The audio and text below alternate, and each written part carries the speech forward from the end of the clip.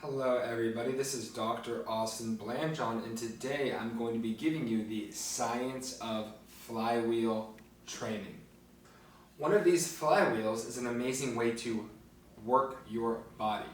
Now, what a flywheel is and how it is different than resistance training is what you will learn in this video. Now, I'm going to discuss the physics of what this flywheel training will do to your body. This goes back to Isaac Newton's first law of motion. You may have heard that an object in motion tends to stay in motion, where an object at rest tends to stay at rest. This relates to how this flywheel training will impact your body. Using this wheel, you will spin the wheel and have a continuous motion. Now, a definition of inertia, which is a big part of how this is going to work, is that inertia is an object's tendency to resist changes to its motion. You and I have inertia when we are running. Now, inertia is going to be dependent on mass. And mass of an object is related to the inertia. Now, mass and weight are going to be different. Whereas weight will have some dependence on gravity, whereas mass has less dependence on gravity. Using one of these flywheels, the inertia of a wheel that is smaller will have less inertia. A larger wheel will have more inertia. Something that weighs 30 pounds has less inertia than something that weighs 70 pounds. Flywheel training uses this iso-inertia, iso for meaning equal inertia. You use one wheel, you spin it, it's the continuous motion, it's going to have a continuous velocity that is going to impact your body on all ranges of motion via the many portions of a body movement, concentric, eccentric, and isometric movements. There are iso-inertia, isokinetic, isometric movements where the continuous tension is on your body via the concentric. You move up, and the eccentric portion of a squat where you go down. You are going to have acceleration and deceleration forces that are going to impact your body using flywheel training. You will see during this squatting motion, you will accelerate and decelerate using this iso-inertia force. The continuous motion creates your body with an eccentric overload.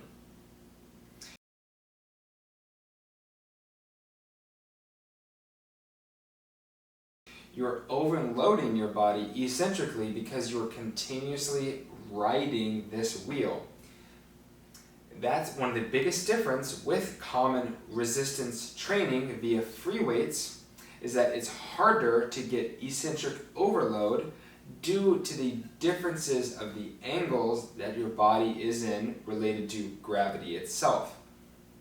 Whereas with the flywheels, you're hooked up to a cord that is hooked up to the wheel. Now, obviously, there is very little inertia when this thing is very still. This object is still, there's not much inertia at all. Now, when you spin it, you're enhancing the inertia, you're enhancing the motion. And then now you, as an external factor, if you don't impede on that continuous inertia, then this wheel will continue to spin. It will only change its velocity when an external factor causes an imbalance in that inertia, which is you and I all having different masses of our body. We will all impact and change how much inertia is when we are using flywheel training. Here are some clips of me doing movements that you will be able to see that the faster you go up with one of these flywheels, the faster it pulls you down. I want you to train with this flywheel equipment so you can see the beautiful sunset just like me here. Interested? Look in the link in the description. Yes.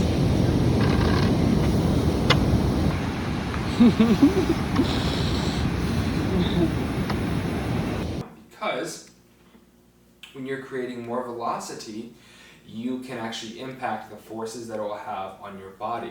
This type of training uses physics very well. What I've realized from training with flywheel training for over 3 years is that its impact to have multi-planar motions is very accessible and easy, which all of us humans need to safely train our body in multiple planes of movement, because the natural physical world has many planes of motion that is very continuous as it's a spinning motion. So us relating to the natural physical world by training our body how the natural physical world is can truly impact our body to actually benefit the joints. The joints of our body are a huge impact where I see things go wrong long term. Your joint health is critical. Now, joints are two surfaces that are very nearby each other. Now, these surfaces are also very similar to a wheel in that they're very much so a ball in a little circular socket. They are incirculating like this. Most joints are like this, two surfaces interacting. With using wheels and using your own iso-inertia, you can impact your joints throughout the acceleration, deceleration, concentric, eccentric, and isometric forces. What's beautiful with flywheel training is that the ability to also stop the wheel is easily accessible, and then you can perform a completely safe, maximum effort, isometric force.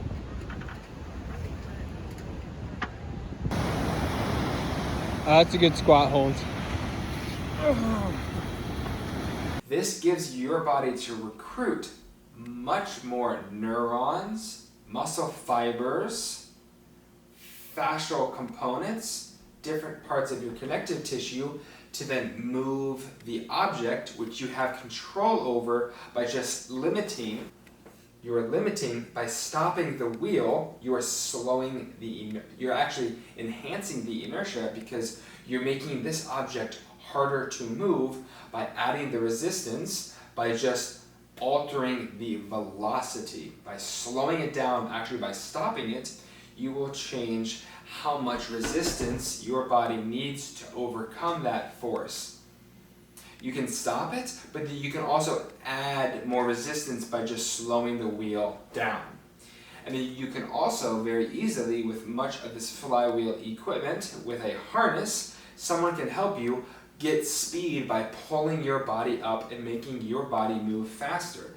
Via increasing the velocity will increase the demands on the body. What you can also do is that because of Newton's first law of motion, is that because mass is dependent with own inertia, if you alter the mass of the flywheel by just adding a larger wheel by increasing the radius, you will change how fast you're able to move this wheel.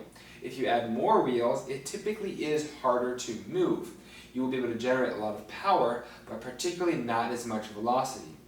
But it depends on your weight as well.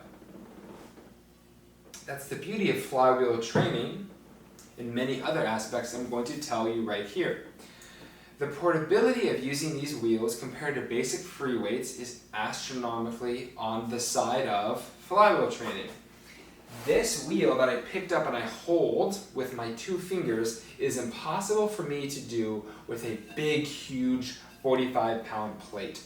The ability to use something such as this is amazingly portable.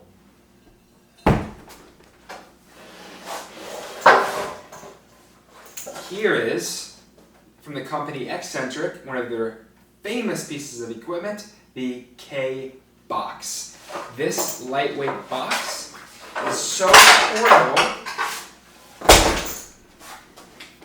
lightweight, It can fit in your studio apartment, to your car, and you can bring it anywhere you go. There's a huge component as to why flywheel training is growing in such popularity over the years in athletes. I use this with professional athletes, from cross-country runners, ultra-marathon runners. Because of the versatility that you can have by just taking it anywhere, sets you apart from others, adds freedom to your life and your coaching ability to use it on everyday individuals. Because this feels so safe, since you're not loading all of these free weights on your body, it feels very comfortable to use on children all the way to elderly people. And another difference with free weights is that free weights have the ability to potentially actually compress more of your body and actually injure yourselves more. There are advantages to using resistant weight and free weights because of the ease of progressive overload by just adding more weight, and or particularly also just increasing the reps and the tempo. Whereas with flywheels, it's not as simple as just adding more wheels and then you're going to increase the resistance. With something such as this box platform, the platform itself has the ability to measure how much newtons and watts of force one can be particularly doing. So you can actually measure, such as other exercise equipment, you can see how much force is output on that person's body, which is what you will be measuring, particularly when you're using flywheel training. You will also use to measure with flywheel training how easy it is to do an exercise 1 week, then let's say 4 weeks later of using flywheels. Because there's a small learning curve with flywheel training, but what I actually realized, it's easier to coach and to learn on flywheels than it is with resistance training. Other things that I notice is back pain is not nearly as common training with flywheels compared with common resistance training and free weights. Most of you will probably combine both, which is what I recommend. But mostly, because of the portability, I would think one can train with flywheels 75% of the time, then use basic resistant weights and free weights 25% of the time, which you are most likely lifting a weighted object on a daily basis no matter what. Adding some sort of wheel mechanism to your training regimen will greatly help. Other things that I use along with free weights that are dumbbells, I will also then add the free flywheel training, and I will even add other things such as blood flow restriction therapy. But this is a video about flywheel training, the physics of it, and the science. To recap, we are going to go back to law of motion with iso, inertia, and physics. This is of your benefit, is to have a better understanding of what flywheel training is, how inertia works on your day-to-day, and how this actually resembles our own cell and the molecule of an atom, on how that's a ball, and you can relate this to how Earth orbits around the actual sun in the solar system is very similar to how it's a continuous wheel. How Earth is always spinning and cells always actually are spinning around each other. You can train your body by spinning a wheel and working with that wheel. For I have been able to really get an amazing body, mainly from flywheel training, to be honest, because it allows you to train as often and as freely as you want, because once you buy the object, you then have the object and you can take it anywhere. So therefore, what I recommend is you actually need to get outside more and train with flywheels. There's many benefits to training outdoors on your own time and using the natural physical world to train your body. Now, resistant training and weight training has its place, but I believe the new revolutionary way of training is truly flywheel training. Now, what I recommend, my favorite company is Eccentric. There are other companies out there that have flywheels and it's getting more common. And in fact, me looking at a lot of other fitness equipment such as treadmills have been using flywheels for a long time, 15 plus years. It's not new technology, but the ability for branding, having customer support, their specific array of certain equipment, and their design, top notch, is Eccentric. This company from Sweden has headquarters in Sweden and also Portland, Oregon. Also, most of you who are interested in this are particularly going to be in California and Florida. Very warm weather people, and people who are interested in their body. If you're interested, you truly need to try this before you buy it, I believe, because then you'll get a better sense of, I need this. But, hey, I say go for it. You might not need to see it in person, so check out the website, eccentric.com/Blanchon, to see what equipment fits for you, do monthly payments on the equipment, and particularly, if you're interested, I live in Southern California. I work out with this Flywheel equipment on Muscle Beach all the time. Interested, message me, comment in any of these videos. Hey, I'm particularly interested. Do you still go at blank month and blank year to somewhere in California? Because trying this out will change your opinion on it. You will want this thing immediately.